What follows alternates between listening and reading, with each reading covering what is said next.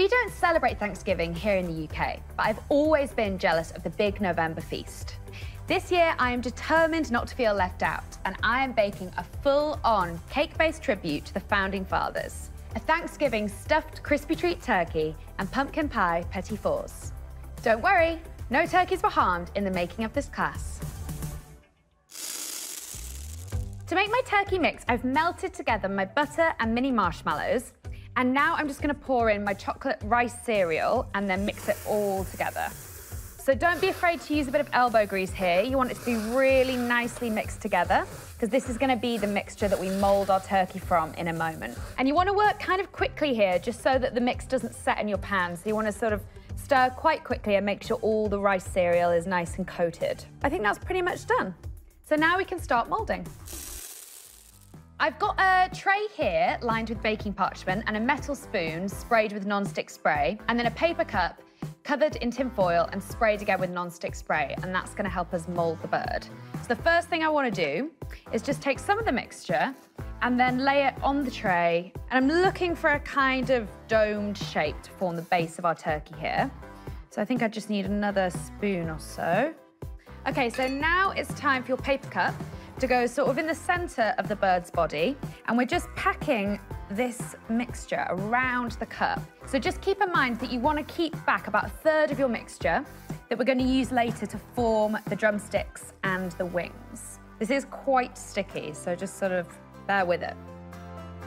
So now I've got the body done, I'm just taking the remaining 1/3 and molding my drumsticks and my wings. When I was at school, they had this amazing dessert. It was kind of chewy, it was made from like rice cereal and chocolate, and they used to call it tarmac, and it was my absolute favorite. It was a very similar mix to this, so I'm really excited to be using it in this recipe. So that's looking pretty good, looking like a turkey. And now this can go into the fridge to chill overnight. It's time for turkey round 2. So I've made a cake from a mix, just following the instructions, but I did take the liberty of adding sprinkles. It is a special occasion, after all. This is gonna form our stuffing for the turkey, but we'll come to that later.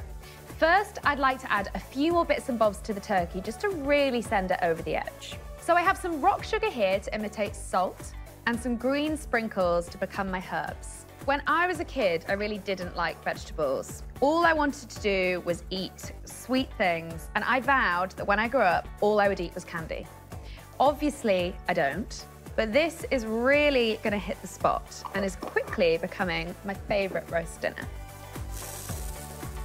Now I just wanna make a quick cranberry sauce for dipping. So I'm taking my cranberries, popping them straight in the pan with some water, orange zest, and my sugar. And then I'm just gonna heat all of this together on a sort of medium heat until the cranberries have burst.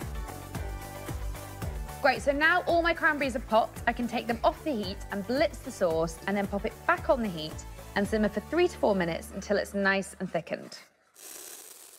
While our cranberry sauce is cooling, we can get on with the last bit of assembly, stuffing our turkey.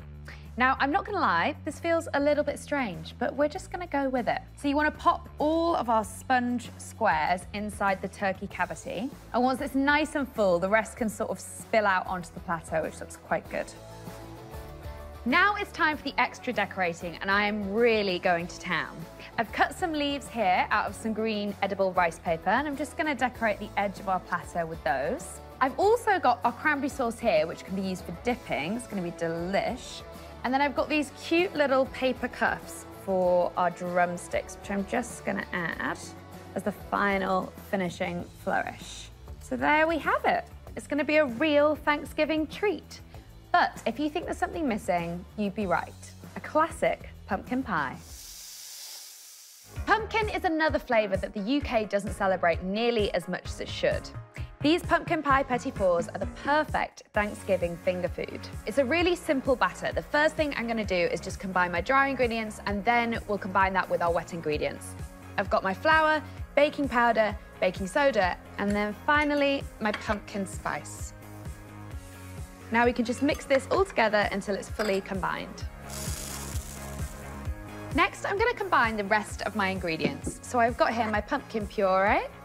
Just pop that in the bowl. Eggs, dark brown sugar and vegetable oil. So just give it a nice good stir, make sure the eggs are broken up. Okay, so that's looking pretty good. I'm just gonna add it to my dry ingredients and then we can mix it all together. Now that our mix is ready, we can split this between our pre-lined tins. So I'm just gonna do it by eye, and you can start with a sort of smaller amount and then go back around if you feel like need any extra. And then these can go in the oven for 15 minutes until they're firm to the touch, and if you're unsure if they're baked or not, you can insert a skewer, and if that comes out clean, then you know they're done. So my cakes are out the oven and cooling on a wire rack, and I'm gonna crack on with the all-important frosting. So first of all, I've just got my butter here. It's nice and soft. And I'm just gonna whip it up. I just want it to be nice and pale, light and fluffy, and then the icing sugar will go in really well. That's looking good. So I'm just gonna start with 1 spoon of my icing sugar, and we'll get that in, and then we can start adding the rest. You just wanna be slightly careful when you're doing this, that it doesn't sort of explode everywhere and get all over your clothes. Can be quite messy. Add a little bit more. And you want to just keep going until all your icing sugar is in, and then we'll add our cream cheese. When I was 18, I happened to be in LA for Thanksgiving, and I had no idea it was happening, but someone gave me my first ever slice of pumpkin pie, and I'll never forget it. It was absolutely delicious. And these pumpkin pie petit fours are so great because you can share them with the whole family and keep having little bites. They're the perfect size. So now all my sugar is in, I'm just gonna switch to the electric mixer because it's quite thick now, but I just want to add my vanilla extract first. So I'll just pop that in, and then now we can use our electric mixer. So just be careful in case anything splashes out of the bowl. And just work your way around the bowl, and this is gonna make it nice and light and fluffy. Great, that looks pretty good. So I'm just gonna add our final ingredient, the cream cheese, and then we can beat again until it's all nice and mixed in, and our frosting will be done. So I'll just beat that in now.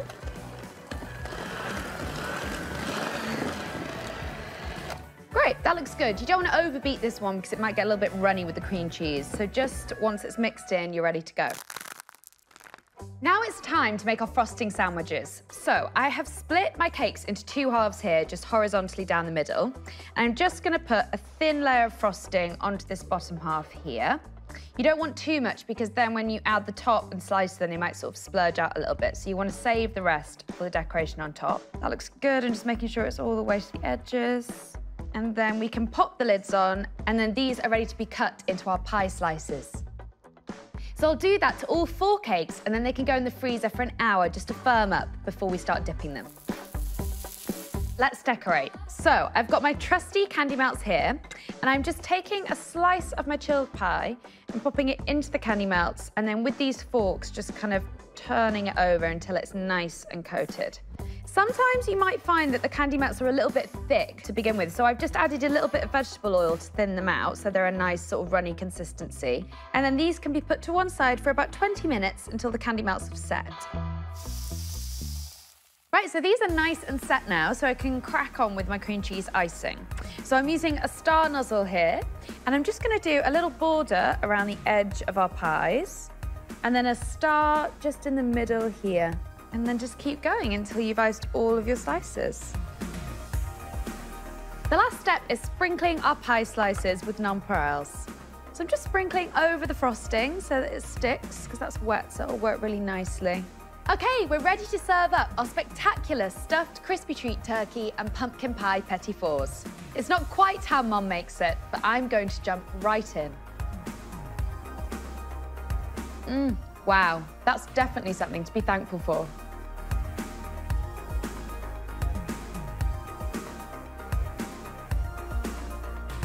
If you want to impress your friends with creative confections like this, click here to subscribe to Jeannie's Kitchen.